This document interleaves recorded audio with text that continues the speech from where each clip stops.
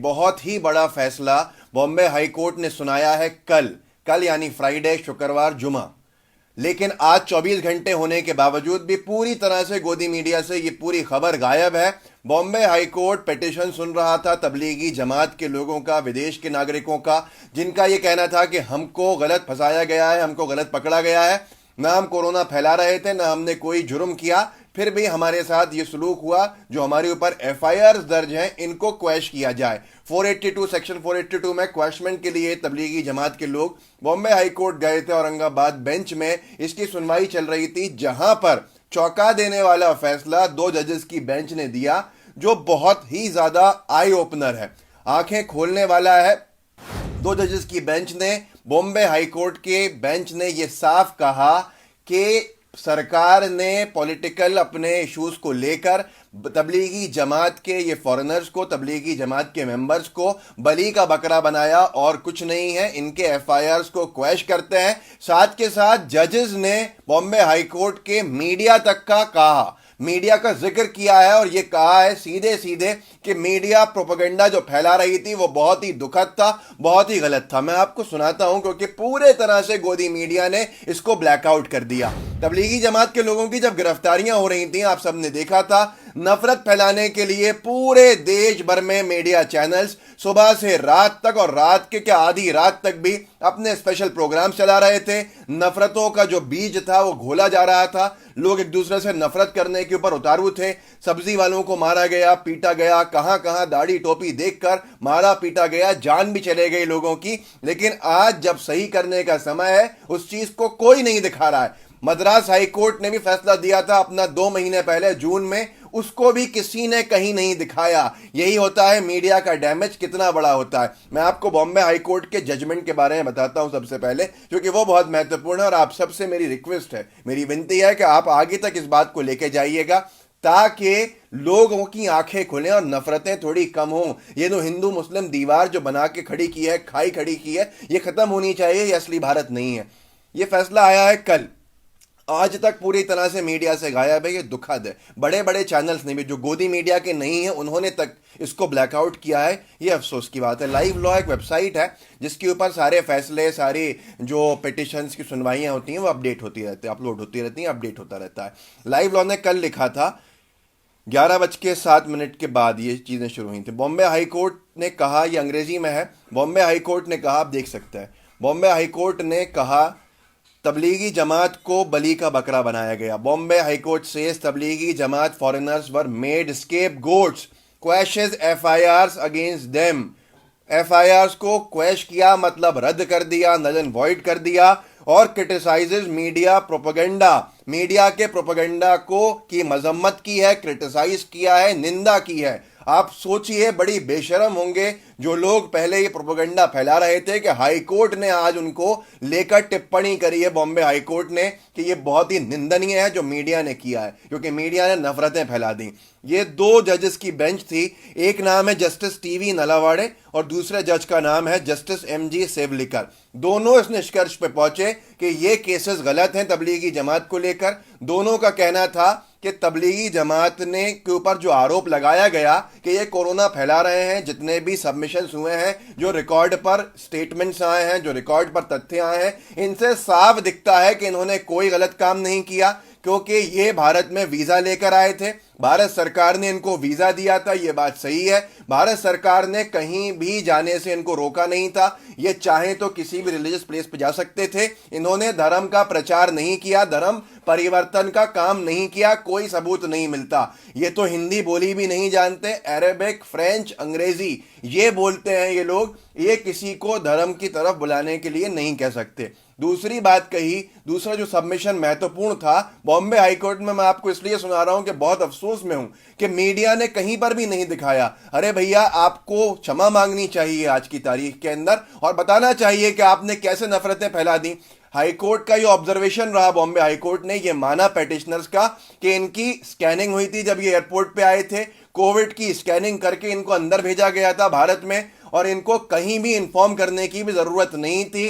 पर हर जिले के सुपरिटेंडेंट ऑफ पुलिस को, एसपी को इन्होंने इन्फॉर्म किया। जहां जहां ये गए उसकी इंफॉर्मेशन उन्होंने दी। जो इन्होंने रिकॉर्ड सबमिट किए हैं, इससे साफ होता है कि इन्होंने सब तरफ इंफॉर्मेशन दी हैं, जबकि जरूरी नहीं था कि ये इंफॉर्मेशन देते, ये इन्फॉर्म करते, फिर भी इन्होंने इन्फॉर्म किया। लॉकडाउन हो गया 23 मार्च को, इनकी बात सही है, बॉम्बे हाईकोर्ट ने उसको माना, अपील किया कि इनकी बात सही है कि पूरा जो व्हीकुलर मूवमेंट था, गाड़ियों का मूवमेंट, वो बंद हो गया, होटल्स बंद हो गए, इनके पास रुकने की कहीं जगह नहीं थी, मस्जिदों ने इनको शेल्टर दिया। जब मस्जिद में शेल्टर इनको मिला तो ये बाहर नहीं निकले वहां से, और ऐसा ही दिल्ली मरकज में भी हुआ कि फिजिकल डिस्टेंसिंग का पालन किया गया, कोई बाहर नहीं निकला। अगर ये कोरोना फैलाने का काम कर रहे होते तो बाहर निकलते, बाहर निकल के फैलाते, और ये खुद भी उससे ग्रस्त होते और उससे पीड़ित होते, जो भी था आगे सारी चीजें।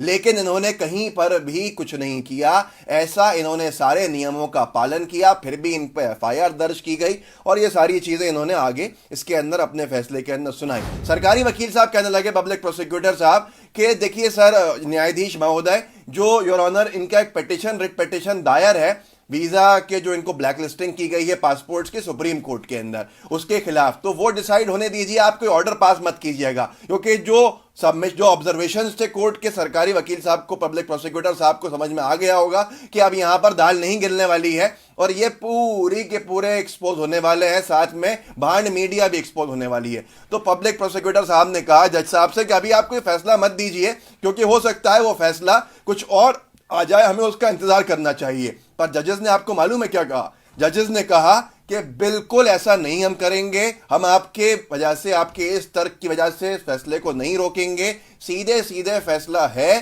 कि इन लोगों को बरी किया जाना चाहिए, हम इनको बरी करते हैं, इन्होंने कुछ नहीं किया है ऐसा जिसकी वजह से ये दोषी पाए जाएं, और आप इनके केस में अब स्टे नहीं कर सकते। साथ के साथ बहुत सी इंपॉर्टेंट चीज़ें यहाँ पर लिखी हैं जो मैंने आपको बताई, कि ट्रस्टीज को भी गिरफ्तार कर लिया आपने, सारी जगह पर आपने ये कहा कि आपके पास सीक्रेट इंफॉर्मेशन थी। कौन सी सीक्रेट इंफॉर्मेशन थी जो आप बता भी नहीं पाए? उसके बाद आगे ये भी लिखा गया कि आज भी जज साहब ने ये भी कहा, जस्टिस नलावाड़े ने, कि आज भी जो भारत सरकार की वीजा गाइडलाइंस हैं उसमें कहीं नहीं लिखा कि रिलीजियस प्लेसेस पे आप नहीं जा सकते, आज भी। और जस्टिस नलावाड़े ने यह भी कहा कि आज की जो तादाद है केसेस की बढ़ते हुए देखकर, यह नहीं कहा जा सकता कि आप इनको इसके लिए दोषी माने कि इन्होंने कोरोना फैलाया। आज भी कोरोना के जो केसेस हैं, जो नंबर्स हैं, इनके बाद जितने ऊपर हैं, उसके बारे में, उसके बाद ये इस निष्कर्ष पे आना कोई बड़ी बात नहीं है कि इनका कोई दोष नहीं था, बल्कि साफ कहने का मतलब यहां यही है कि सरकार का दोष है, सरकार ने गलत किया है यहां पर, मतलब सरकार ने मैनेज नहीं किया और अपना दोष दूसरों पे कर दिया। क्योंकि साफ लिखा यहां पर, लाइव लॉ ने लिखा, strong worded judgment of Bombay high court, मतलब सख्त अल्फाजों का लिखा हुआ जजमेंट है, सख्त भाषा में लिखा हुआ जजमेंट है कि सरकार ने बली का बकरा बनाया तबलीगी जमात के मेंबर्स को। और भी बहुत सी चीजें यहां पर जो मैंने आपको बताई वही हैं कि ये धर्म प्रचार करते हुए, धर्म परिवर्तन कराते हुए किसी का नहीं पाए गए हैं, इन्होंने कहीं पर भी ऐसा नहीं किया है जो साबित आप कर पाए हों। अब इन्होंने आगे आके सीधे सीधे बात करी कि इनको बाइज्जत बरी किया जाता है, इनके ऊपर एफआईआर जो है उन्हें क्वैश किया जाता है, ये दोषी नहीं पाए जाते। अब जज साहब ने सीधे टिप्पणी की है मीडिया के रोल के ऊपर। उन्होंने कहा कि मीडिया ने जिस तरह से चलाया पूरा का पूरा मामला, वो निंदनीय है, जिसकी वजह से बहुत नुकसान हुआ, और आज की तारीख में जो गलत हो गया है कम से कम उसको सही करने का समय है, इसलिए हम इसको सही करते हैं और हम इनके ऊपर एफआईआर सारी खत्म करते हैं और इनको बाइज्जत बरी करते हैं। यह पूरा केस है जिसने आंखें खोली हैं। भारत सरकार, मोदी सरकार को सोचना होगा कि उन्होंने क्या किया है, कितना नुकसान भारत के एक फैब्रिक को पहुंचाया है, कि भारत में आपस में लोग दुश्मन हो गए हैं। बहुत से पढ़े लिखे लोग भी तबलीगी जमात के लोगों को देख के ये कहने लगे थे कि ये कोरोना फैलाने वाले लोग हैं। आज केसेस कहां पहुंचे हैं, जबकि उनकी सबकी ट्रेसिंग हो चुकी थी पहले ही, वो सब पूरा मामला खत्म हो चुका था। आज कौन जिम्मेदार है, आज कौन बली का बकरा बनेगा, ये किसी को नहीं समझ में आ रहा है। आखिरी के अंदर जस्टिस, दोनों जजेस ने यह भी कहा कि अतिथि देवो भवो, ये भारत की पहचान है, हम मेहमानों का आदर करते हैं, सम्मान करते हैं। इस मामले के अंदर अब बहुत हो चुका, ये अब आगे नहीं जाना चाहिए। साथ के साथ आपको एक और चीज बताना चाहता हूं, आपने सुना था कहीं पर कि जून में, अभी 1.5 महीने पहले, मद्रास हाई कोर्ट ने भी एफआईआर पूरी की पूरी डिसमिस की थी जमाती, वहां के जो तबलीगी जमात के वहां फॉरेनर्स थे, ये कहकर कि इन पर बहुत अत्याचार हो चुका, ये बहुत सह चुके हैं, अब इनको इनके घर लौटना चाहिए, इनको इनके घर पहुंचाना चाहिए, जिस जिस देश के ये हैं वहां पहुंचाना चाहिए। कहीं मीडिया में आपने देखा किसी अखबार में आपने पढ़ा कि मद्रास हाईकोर्ट ने यह टिप्पणी की है कि ये जो तबलीगी जमात वाले हैं अब इनके ऊपर बहुत अत्याचार हो चुका, ये बहुत सह चुके, अब इनको बरी करना चाहिए। लेकिन किसी ने नहीं दिखाया। बॉम्बे हाईकोर्ट के फैसले को 24 घंटे हो चुके, मद्रास हाईकोर्ट के फैसले को 1.5 महीना हो चुका है, कहीं नहीं है, किसी ने नहीं बताया है कि ये जो पूरा का पूरा मामला था अब सेटल हो चुका है और तबलीगी जमात के मेंबर्स को इन 2 कोर्ट्स ने दोषी नहीं माना है। अब आप सोचिए कि कितना गंभीर है कि मीडिया किसके इशारे पे काम कर रहा था।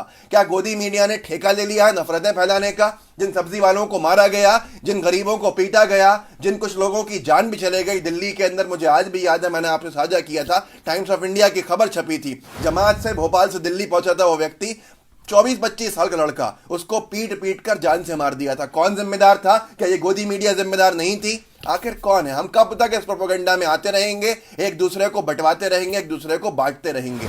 आज आप लोगों को बताइए कि ये अर्नब गोस्वामी जो चिल्ला चिल्ला के कह रहे थे कि तबलीगी जमात ने फैला दिया, 1 महीने डिबेट किया है लगातार, दीपक चौरसिया ने 2 महीने डिबेट किया है इसके ऊपर लगातार कि तबलीगी जमात वाले फैला रहे हैं कोरोना। अरे यार, फैलाना किस बात के ऊपर होता है? पहले अपने ऊपर लेगा तभी तो फैलाएगा, जिंदा बचेगा कोई व्यक्ति। ये कॉमन सेंस की बात थी, पर फिर भी मीडिया दिखाता रहा और लोगों के बीच में नफरतें फैलाता गया। क्यों? क्योंकि मोदी सरकार की छवि बचानी थी, मोदी सरकार की इमेज बचानी थी। छवि बचाने के लिए भारत को बर्बाद करना, ये कहां का न्याय है?